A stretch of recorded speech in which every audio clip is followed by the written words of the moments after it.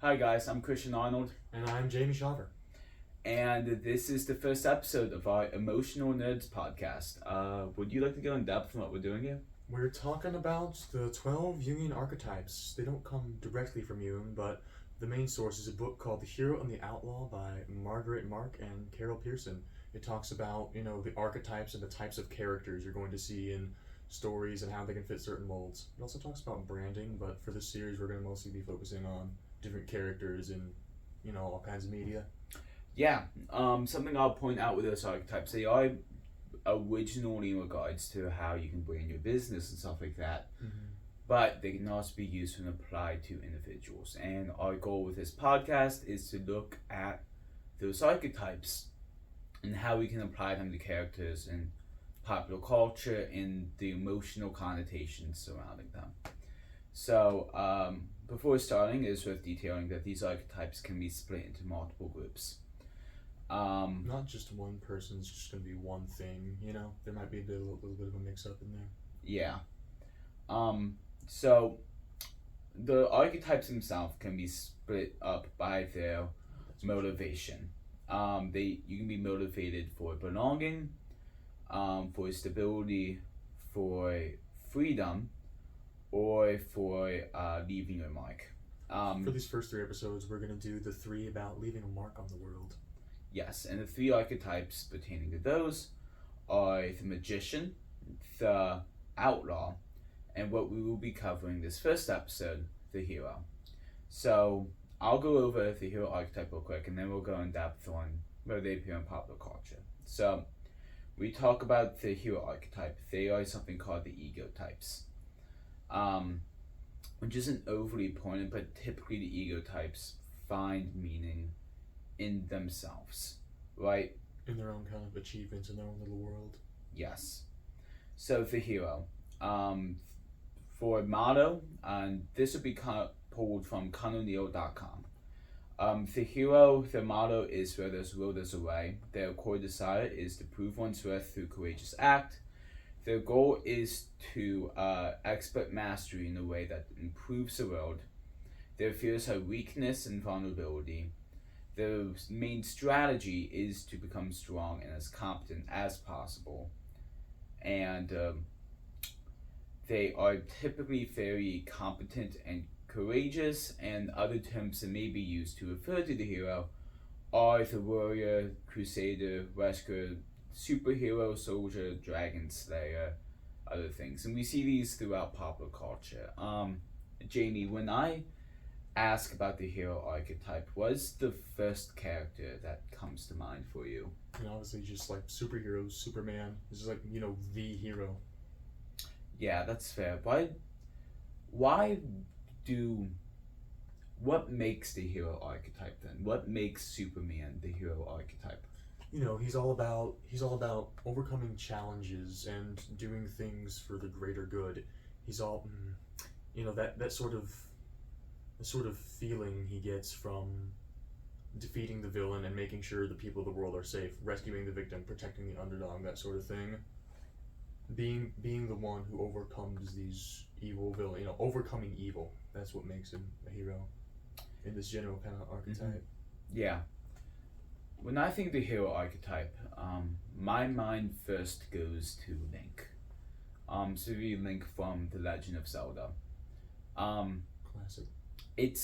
Link's hard to define as an archetype because he is very much a blank slate character. Not entirely. There's a little bit of character in there, even though he does kind of fit the silent character archetype. He still has a lot of things to work with. He does. But even still, because of that silence, it is kind of hard to fit him into a lot of archetypes. However, what we do see from Link is his goal is to save the kingdom and defeat Ganon in most games through mastery of skills, either that be collecting heart cancers and taking down various dungeons before getting to Ganon, helping people in need, working on himself and improving himself, heck, even getting the Master Sword. I mean, it's literally called the Master Sword. It's right in the name. But when we talk about like the hero being heroic through mastery of their skills, looking at Link from the looking at Link from the Legend of Zelda series seems to be quite a part of that. And another concept I want to look at is, in regards to that series, one of the biggest defining things about Link is courage. I mean, yeah, the Triforce of Courage, that's what he's got right there on his palm. Well, So, courage, how would you define courage? just probably the willpower and the strength, the mental fortitude to carry on in the face of, adversity. Yeah, so Perseverance, that's a really good word. Perseverance comes to mind. So when looking at this idea of courage in regards to Link, and also in regards to the hero archetype, the idea of courage within the hero to pursue that mastery, to pursue that. I mean, when we look at that from an emotional standpoint, courage is a very high motivation, high approach type of emotion. It leads us to approach individuals. It leads us to approach challenges, to confront more than avoid. So we get this image of the hero archetype as one that exhibits that pro-social behavior. I would have to pull up the exact research in this, but recent research has been done showing that our understanding of the hero and heroism in society is not so much over good or bad characters, but over pro-social behaviors. And I think courage really falls into that. So if I had to connect the archetype to only one main emotion, it would be that courage and also mastery. What you said about society more encouraging pro-social behavior than necessarily good or bad makes me think of a TV series like The Boys, where superheroes like Homelander are obviously awful. He's an awful person, but people kind of love him just because he acts like a hero, because he's good at putting up that front, Yeah, and I feel like he's a good example of how hard it is to define these archetypes, because publicly Homelander is someone that would be considered a hero archetype, but deep down he's nowhere near like what the internal values of the hero archetype are. Yeah, I mean, deep down he probably falls somewhere between the magician archetype or the ruler archetype, which we will get to in a later episode. But I think that also displays how hard it is to define individuals in one archetype. They tend to display multiple, especially in different contexts. And the more complex the character, the more traits of another archetype they might show in addition to the one they get commonly lumped in with.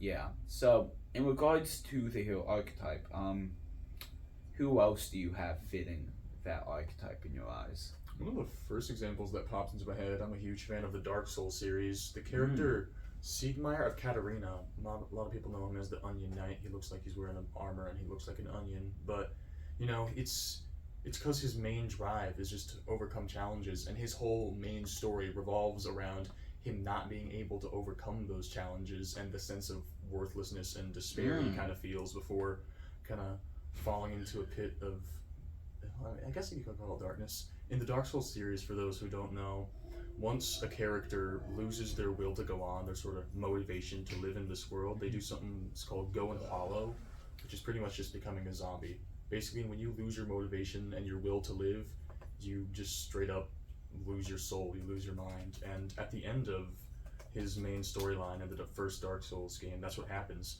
Throughout the whole game, you're out here helping him because he can't overcome the challenges on his own, and you're forced to help him in the form of these little side quests. And eventually, that just leads him to a huge sense of worthlessness. He feels like he's not enough because he can't overcome these challenges. He can't prove his strength. He can't really effectively leave his mark on the world. He always needs somebody else to help him. And that just kind of leads him into that pit he finds himself in, Yeah. Yeah. That's also very interesting to look at as well. What happens when the hero fails at their goals? What emotions are exhibited there? What's the downside of that? Yeah, it's just a deep feeling of sadness, directionlessness, kind of worthlessness, they find their worth in overcoming these challenges or helping these people and proving their worth. And when you can't do that, it's just it leaves them directionless and hopeless. So we see the hero at their best exhibit courage and bravery, which is very approach oriented emotions and behavior. But then when that fails, it gets replaced by that avoidant behavior of not of just weakness and inadequacy.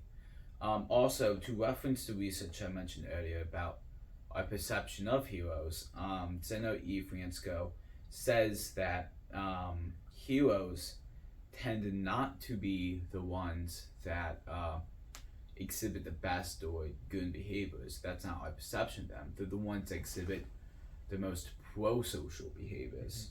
And that's why most people who play the Dark Souls games may not even see Siegmeyer as a hero archetype. Most people see him as this bumbling fool who doesn't know what he's doing.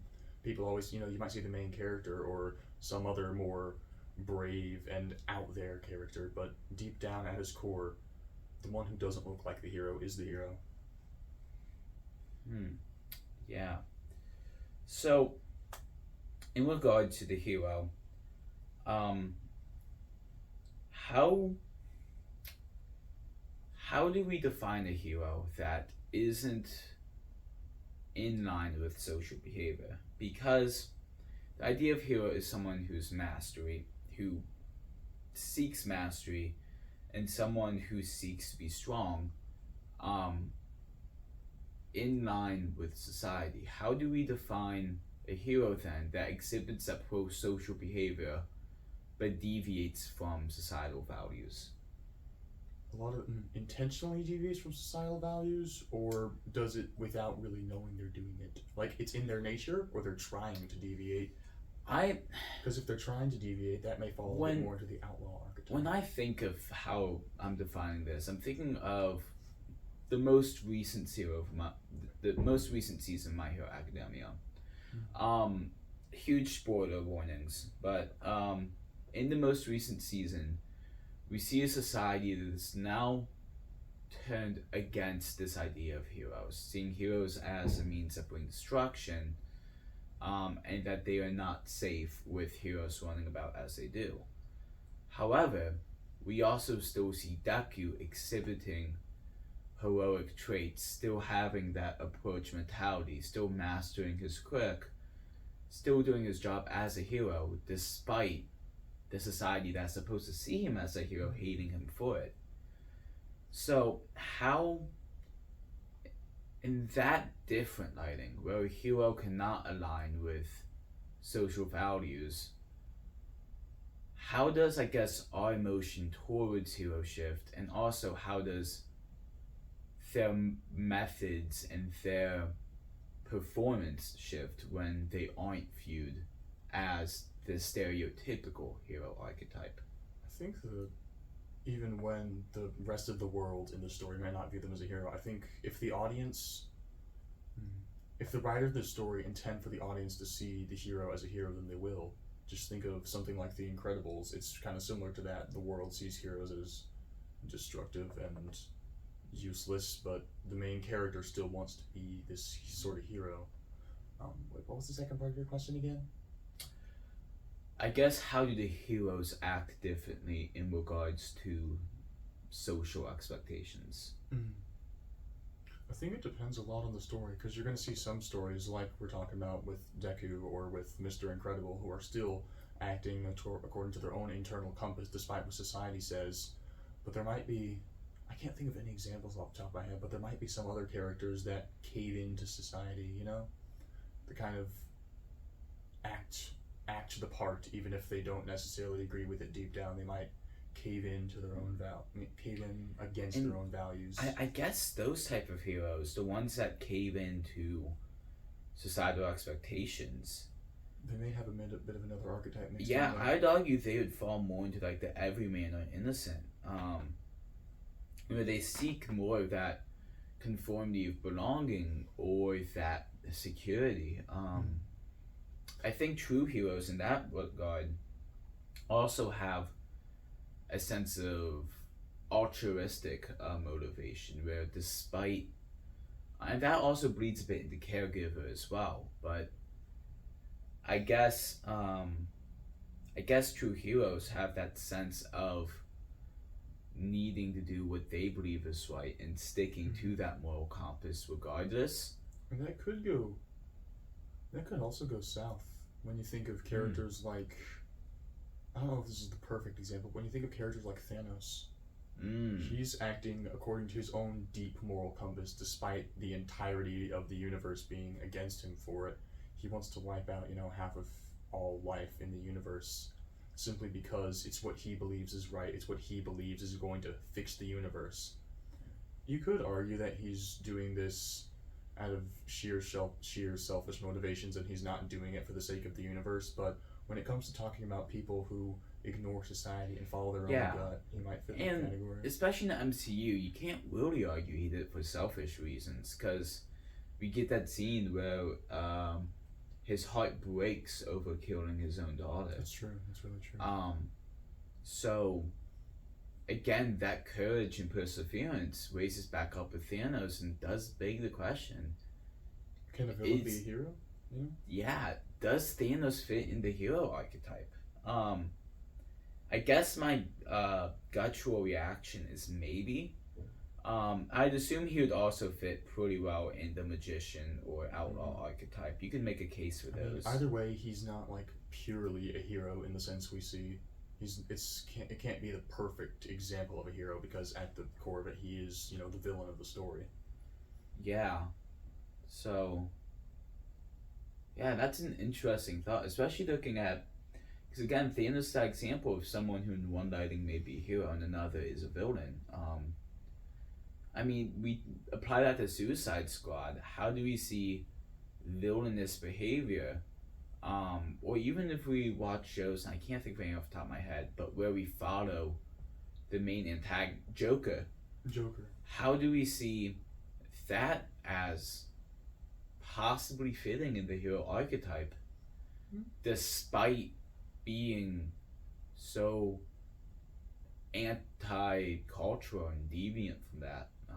I've only seen the Joker as a little different. I definitely don't think he's doing things out of a sense of overcoming challenges and mastery. The Joker generally acts on the basis of, I'm going to get my own sick kicks out of this. Yeah. He might fit a bit more, obviously into the Jester archetype in that sense. I guess. He gets a bit of a kick out of it.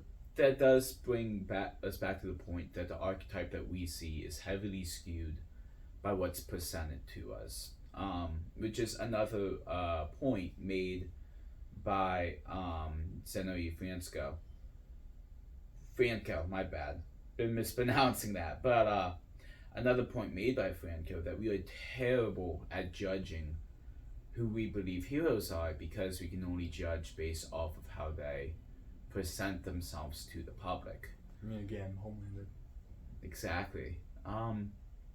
So, in regards to emotions,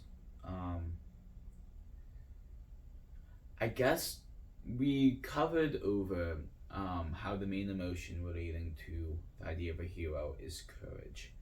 Is courage and that perseverance, very high in approach motivation. I would argue also high energy, and I think you can range in valence. But yeah, depending on which character specifically we're talking about. Yeah, it depends on the nature of courage as well. And then we also say that when we embrace that weakness of the hero, where they aren't capable of reaching that goal, and they are vulnerable. That comes along with that, despair and vulnerability. Yeah, and there's that expression of antisocial behavior, and avoidance mentality. So, and then we also addressed that with heroicism, there may be a sense of, I don't like saying the word pride in it, but a sense of stubbornness in their beliefs. There's definitely strong moral compass. Some pride in there. Definitely a strong moral compass that can lead to arrogance and pride, but having a strong moral compass doesn't inherently lead to pride, but it can. it's weird because the hero would also be someone who's directly battling against pride. So I mean, to bring it's confusing to say the least. but to bring up the character of Siegmeyer again, the reason he falls into that despair is because he caves into his pride, except this time it's a self-defeating pride, a sense of I am worthless because I cannot do this. It's the other side of pride, the idea that it's still the idea that I'm right, nobody can nothing's going to convince me otherwise, except it's self-defeating. So in a sense, Siegmeyer's downfall was him giving into his pride. Yeah. Yeah. So I think that about covers it for our first episode of Heroism. Yeah. Yeah. Well, that's episode 1. Thanks for joining us. Don't forget to like and subscribe, guys. We're cutting that out.